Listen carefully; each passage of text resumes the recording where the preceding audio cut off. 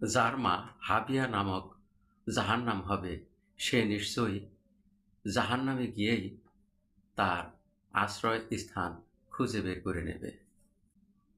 কেননা ছেলের মা ছেলেকে অন্বেষণ করে নিয়ে নিশ্চয়ই তার নিজের কাছেই রাখবে।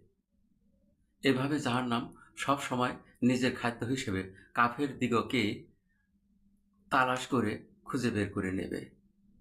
ঈমানদারদের বেলায় এর ব্যতিক্রম ঘটে। কারণ জাহান্নাম সর্বদাই আল্লাহর কাছে ঈমানদারদের কাছ থেকে দূরে থাকার জন্য প্রার্থনা করে। ঈমানদারগণও সর্বদা জাহান্নাম থেকে নিজেদেরকে দূরে রাখার জন্য আল্লাহর কাছে প্রার্থনা করে। মূল যেমন সর্বদা শাখাকে কাছে আকর্ষণ করে থাকে, তেমনি জাহান্নাম সর্বদাই জাহান্নামীদের তার নিজের কাছে আকর্ষণ করে।